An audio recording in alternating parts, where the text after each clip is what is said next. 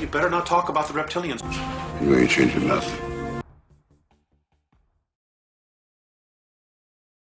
There's a corporate financial agenda at work which strives to attain global centralized control at the expense of the individual. So I want you to keep that in mind as I speak today, because people are going to wonder about my credibility. People are going to wonder about the credibility of the abductees in my labs who share their information with me. And yet, for many years, these same people who are questioning the credibility of myself and my colleagues have bought into the lies of the establishment, have bought into the lies of the scientific community. Studied at the feet of Barbara Bartholick, in particular the subject of what is known as the alien love bite. Now, this may seem somewhat comical to those who don't know any better, and I will elaborate on this more, but we are emitters, we are resonators. And what some of these negative beings strive to do is engender negative emotions and feelings within us of anguish, of pain, of misery, of isolation and hopelessness. But the bottom line, the reason for this is to engender extreme emotions of misery, unhappiness, unrequited love. And these beings, they feed off that. They feed off that in the way you or I nurture ourselves on food or protein or what have you. These beings literally strive to create negative situations in our life for a number of reasons, but mostly to feed off of us. In general, I'm here to talk about the reptilian overlordship. The reptilian overlordship, the proof of which is all around us.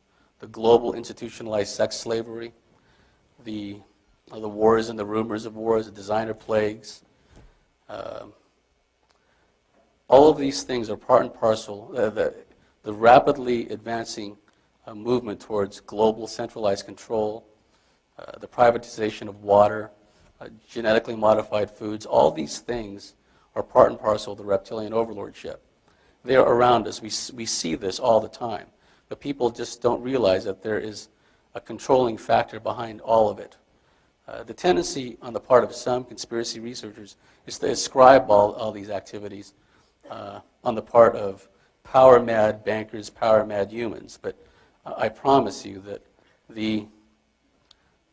not only the conception, but the execution of this advancing globalized, centralized agenda was thousands of years in the making, and a purely human consciousness cannot conceive of, let alone affect these changes.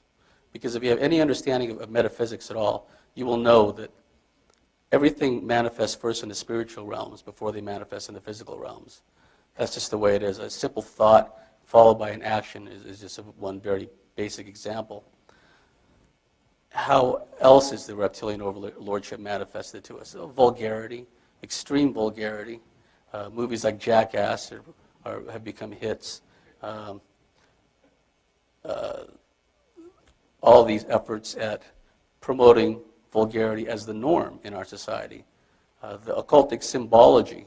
My friend Jordan Maxwell out there in the convention hall, he is the foremost expert on occultic symbology, and he's had his information borrowed and stolen constantly. In fact, the Tom Hanks character in the movie Da Vinci Code is a pale imitation of Jordan Maxwell. And you see the symbology when you walk down the aisles of a supermarket. Every time you see a obelisk, you're looking at a representation of a reptilian phallus. In other words, they're just sticking it to you and you don't even realize it. It's there in front of you. Okay? That's the reptilian overlordship in a nutshell, which I'll elaborate on more later. The four aspects of the reptilian overlordship I will talk about are: one, the reptilians and their modus operandi; two, the hybrid hosting process, which is the fundamental building block, the fundamental basis for the reptilian overlordship.